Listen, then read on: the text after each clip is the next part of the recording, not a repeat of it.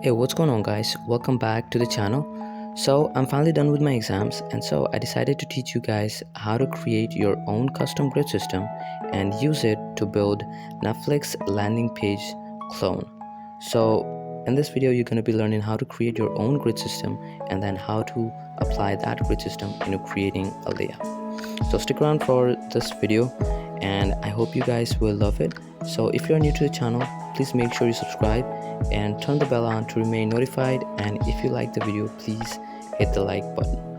So first, let's see what I have created, and then I'm going to be diving in deep to teach you guys how I created it. So this is what we're going to be creating today, the Netflix India's landing page. So you can see we have the select button here, and then right next to it we have the sign in button. Then you have the text, the search bar, then the storyboard section wherein we have the videos playing, and then we have the footer right here. So to create this, we're going to be using our own custom grid. So let's first see how to create the custom grid. So this is the original website of Netflix, wherein you can see that the top and the second section are exactly the same, and this third storyboard wherein we have this downloading button, I haven't created that in my project because, and also this one as well, so this frequently asked questions section as well hasn't been created because my main focus was to teach you guys how to create your own custom grid and to create a layout or any kind of layout using that grid system. So a grid system is basically a system wherein you divide a row into specific number of columns. Now the number of columns that you divide a row depends upon the grid system that you use. Now if you're using a 10 column grid system, then it's going to have 10 different types of columns that you can divide into. And then if you're using 12 column grid system, which we're going to be creating in this video, then it's going to have 12 different types of columns. Now starting from column 1 to column 12, which means that column 12 is the div or the container or the type of box, you could say, which fills the entire row. And then the column 1, you could think of it as the smallest box that divides the row. So you would need 12 one column box to divide a row into 12 equal parts. And so if you want to divide it into 2 equal parts, then you would need 2 6 column box. And if you want to divide it into like 3 equal parts, then you would need 3 column 4 width box, because it should always add up to 12 since it is a 12 column grid. So keep in mind that if you use columns and if they add up exceeding 12, then the last column that you use or the columns that exceed 12 will basically flow downwards, meaning that they would come down in the next row. So to create the grid system, first in our HTML, we're going to create a div with the class of container, within which we're going to create our row class, and inside of which, since it's a 12 column grid system, we're going to have 12 different types of divs starting from column 1 to column 12, meaning that column 1 is the smallest in size, and then the column 12 is, the largest, or you could say the full width row. Alright, now this is for the HTML. I have few stylings in the CSS which shouldn't really matter, because all we need to focus is on the styling of row and how we design our columns. So the container has a width of 100% and a max width of 800 pixels, so meaning that it will never exceed 800 pixels. Now the row needs to have a width of 100%, meaning that it doesn't really matter which type of container it gets inside, it will always take in the entire width available. And then you want to add in the property of display flex, since we want each column inside of it to stack horizontally next to the other. And then we're going to add flex wrap to wrap, since we want it to wrap up, meaning that whenever we have column with more than 100%, we want it to flow to the next row. All right, so this is all for the row. Now we're going to style in our columns. So we can use this selector, which means that all the style with col hyphen, so that's gonna need to have a padding of 10 pixels. So each individual column gonna have padding of 10 pixel and will align itself to center, and also will justify itself to center, meaning that whenever we add in rows, they would align themselves at the center, and they would have width of 100%. Now this width 100% means that on mobile screen, since we're going to be designing it first for the mobile screen, so we want each individual column to be 100% irrespective of whatever number it holds. So even if we have col 1 or col 12, it doesn't really matter because all of them will be 100% in width on the mobile screen. Now we're going to add in our media queries for the bigger screens. So first we're going to add in for the desktops or for the bigger screens. So for that we're going to specify the different widths of the column. So column 1 is going to have a width of 8.33%. So this is achieved by dividing the div with 12. So when you divide 100% by 12, it is 8.33, and then we're going to do that for column 2, 3, and all the way till column 12. So as you can see that column 6 has a width of 50%, so meaning that if you add 2 column 6, so it's going to take a total of 100%, and then we have column 12 with a width of 100%. Now when I increase the screen size, you can see that it takes different widths. Alright, so the first 4 add up to around like 9, and then next we have column 5. Since column 5 cannot get any space on the first row, it comes back to a new row or a new line, you could say. And then you have column 6, and then 7, 8, 9, 10, and then the 12 fills in the entire row. So now I'm gonna add another set of columns for min width of 320 pixel. Now you may ask, why did I do this? So the reason for this is that we have more flexibility when we use our grids. Now for the first 2 rows, you can see that for the phone or the mobile devices, it takes the entire width. But what if I want this to take 5 column width and then the second one to take 6 column width? So if I wanted to have that, then I need to again write media query. But what if I already have 2 different sets of class which lets me do it easily? So this is the reason why I have added 12 another set of column classes which define different widths on different media queries. So we have created 2 sets of columns, wherein the first one can be used for the bigger screens and also for the mobile devices, where we need each individual column to take the entire width available. And then we have another column set which is for the smaller medium media widths, wherein we can specify what our divs can measure in smaller media queries. So as you can see here, I have divided the layout into different rows and columns. Now this layout has 7 different sections, so I have added 7 different column 12s, and these are inside row. So the first column, which is this banner, has 1 row which first takes in this logo on the left, and on the right we have the select and the button. And then we have these sections which are pretty much same, and then we also have this text section in the banner which has 2 empty spaces on the left and right, and on the center we have the text. So basically these 2 on the left and right would have around column 12, so the top section would have around column 8, and for the button and the select would have column 4 or so. And for these, so the middle one would have column 8 and the side ones would have column 2 each. Now for the next section we have these storyboards, so we can divide them into 2 equal sections. So we would need 2 column 6 for each of these storyboards. And now for the footer, we would need a row wherein we would define 3 different columns. So first going to be column 1, and then the last one's going to be column 2. So the middle one's going to be around like column 9 or so. Alright, so now we basically know the basic structure of what we need to do or what we need to create in our HTML.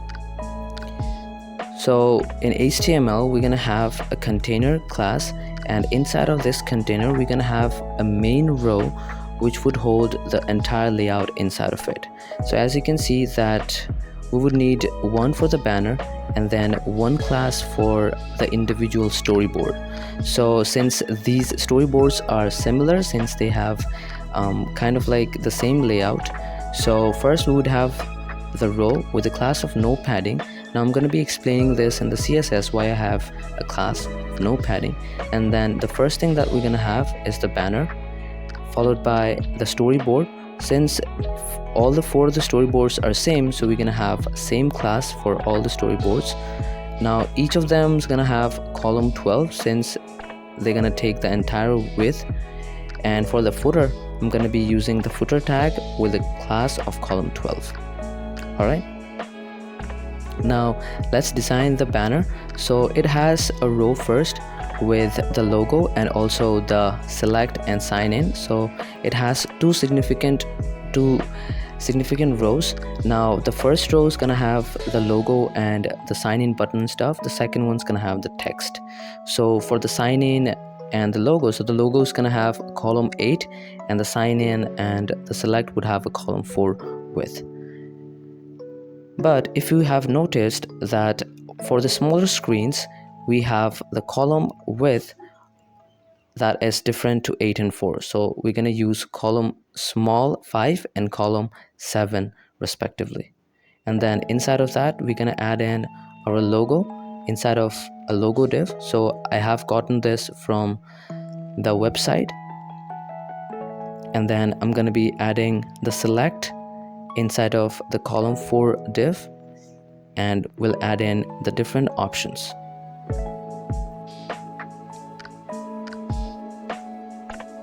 Now after that is done, I'm going to be adding the sign in button. So the button's going to be created using the anchor tag, and you can see, so this is how it looks. So for the bigger screens it looks well, but when it is smaller, you can see that the select and sign in taking the width, the column 8 width, all right, and column 7 width, sorry. Now let's create the banner text section. So the banner text section is going to have 2 empty column 2 divs for the spaces on the left and right side. So we're going to have 2 column 2 divs, and then in the middle we're going to have column 8 which would have these text. So the main text going to be inside the H1, and then the next one's going to be inside the H3 and H4. Now H3 and H4 is going to be inside of the paragraph tag. So this is how it's going to look. We're almost done with the banner. Now the last thing that we need to do is add in our search section. So we have the search input and also the button. So we're going to add in a row for the search and the button. So we're going to name it search class, and also would add the 2 different column, so column 9 and column 3. And then we would add in the input with a placeholder of email address and a button with get started. So we're done with our banner. So this is how it looks. Now let's style in the storyboards. So for that I would need 2 column 6 divs. So inside of the row I would add 2 column 6 divs, and so the first we're going to need to give them specific classes. So we're going to have story image for the image, and then we would have story text for the text. And I would fill in with H1, which would have the main heading, and then we would add a paragraph inside of which we're going to have the H2, and also we'll add in the image. Now we're going to copy and paste for the 3 of the story section, so you guys can copy it from the main website, or I would add the source code down in the description so you guys can download it from there. So I have added the different text and images on the different column 12 story sections.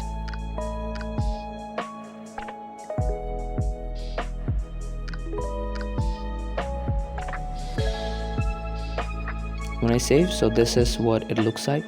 So the layout almost is ready. Now the next thing that we're gonna need to do is design the footer. So as you can see that the footer has a row wherein we have column 1 on the left and the column 3 on the right. So if you see the finished project, you could see that we have this, which takes the entire width, and then we have these individual sections which take in separate columns. But when we shrink it, you could see that they stack and create only 2 specific columns. So for this, we would need to use the second set of column which we have created. So first, we would need to add a row.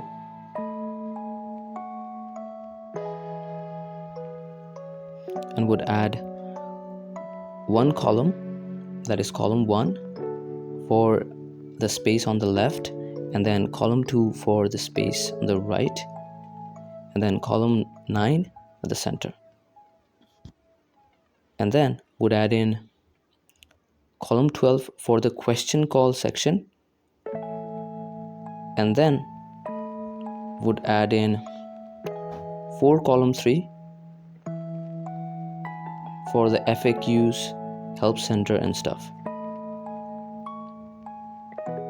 And these would have column small 6 also as their class, since on smaller screens they would be divided into 2 specific columns. Now I'm going to be filling in those links inside of UL.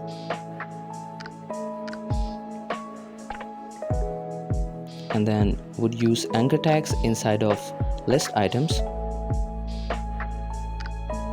Now I'm going to be just copying and pasting these inside of different divs.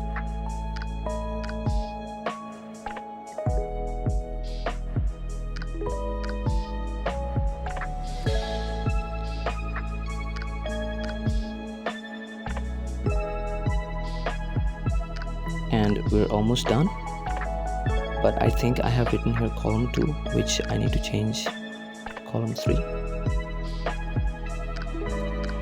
and then that to as column, this one as column 3, and then the one underneath as column 2. So we're done, and yeah, so our HTML is complete. Our layout looks perfect. So you can see that on smaller devices it is starting to look like the real one. Now let's style it and let's make it look like the one that we have on the project. So the first thing that you want to do in our CSS is first remove the default styling like margin, padding, outline, and also add in box sizing to border box, and set the body to min height of 100 viewport height, and remove the overflow X and set it to hidden, and use the font family Helvetica. Now since I couldn't really find the font family used by Netflix, I thought using Helvetica would be a decent choice, so I've used that. And then you're going to copy the grid system that you created and you would paste it in. Now after you have pasted that, next thing that we're going to do is remove the border from the column class that we created, just for our understanding. So we would remove that, and then we would set the background color, the body to black, and would set the color to white. So this is what it's going to look. Then we're going to style our banner. So first let's remove the overflow of the images. So we're going to give the image maximum height of 100% and a maximum width of 100%, and we'll set its object fit to contain, meaning that it's gonna get contained in the container or whatever div it is inside of.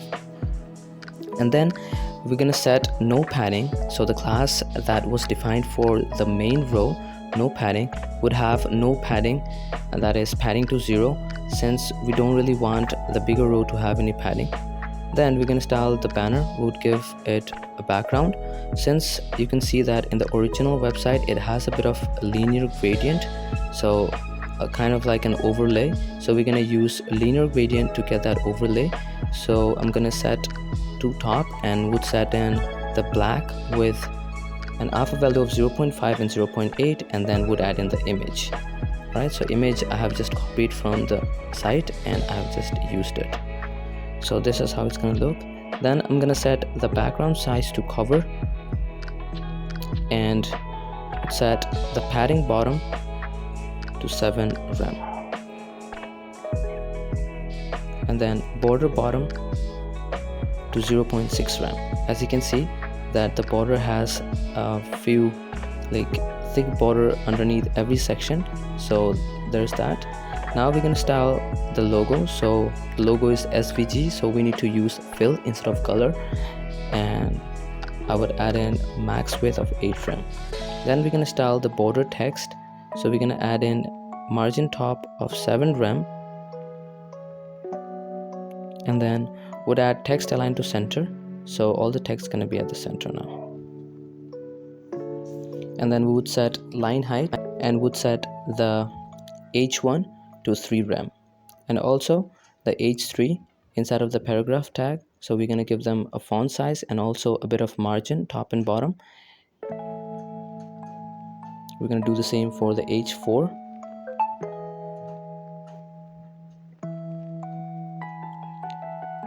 Now we're going to design this search class. So all the columns that are inside the search class, so we want them to have, so you can see that this search class has 2 columns, column 9 and column 3. So would set padding to 0 and add margin top of 1 rem. And then we're gonna style the select and the sign in button. So for that, first we need to add in display flex to the column 4 and column 4 with column small 7, and we would add in margin left to the select so that it goes to the right side, and would also add in a bit of padding, a background to transparent, color, and also a border radius. Now to the options, we'll set in the background. So as you can see, this is how it looks.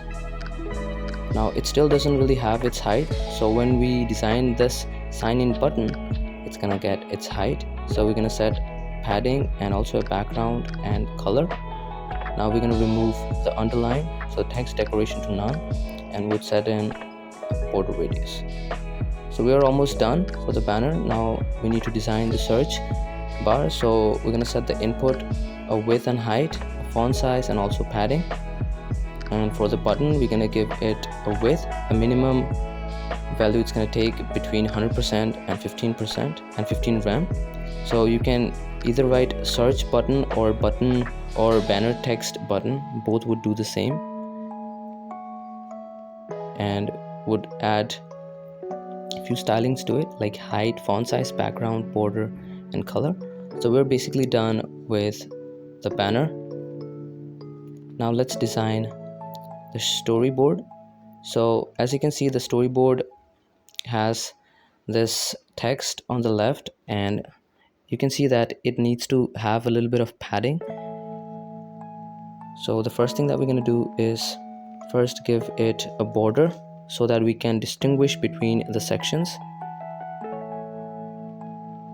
and then we would style the image. So we want the image to be at the center, so we're going to use display flex on the story image and would set its justify content and align items to center, and would remove the overflow. Now the image is going to have a maximum height of 25% and would have a Z index and also a border, just to keep track of where it is actually. And then for the story text, we're going to give it a padding.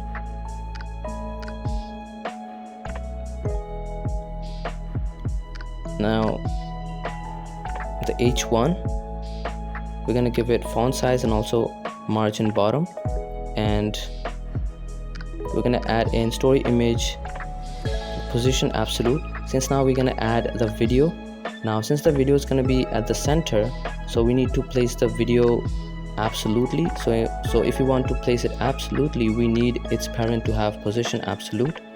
So I would add here video height and width to 100%, and now just underneath the TV PNG that we used, we're gonna create a video div, video1 div, and we would add the video. And then same for this, we're gonna add video 2, and we're gonna add the video 2 inside of it. Now you can get these videos from the Netflix website. You can use inspect element and then you can download them. Now for the video 1, I'm gonna set its height and width to 100%, and we'll give it max width, and we'll set the height to 54% and max width to 73%, and we'll set in now the position absolute property, and would set the top and left value, and would also transform and translate it along its axis. Now we would do the same for the video 2. Now this is gonna have different set of top value, so max width, max height also would change. And now these are the values that I found out by tweaking it, so you might need to tweak it yourself to find the exact value. So we're done with that. Now let's design our footer. So we would give line height of 2, and then would add in font size and also color. Now since these are anchor tags, so first we need to remove the bullet points, and inside the anchor now we would remove the text decoration, and now would set the font color.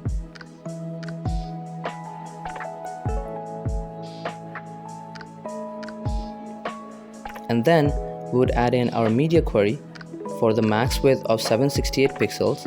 Now would set the HTML font size to 90%, so that for the max width of 768 you get 1 rem has the value of 90% of 16 pixels. And also, as you see here, the storyboards have sections. The text and the storyboard are switched.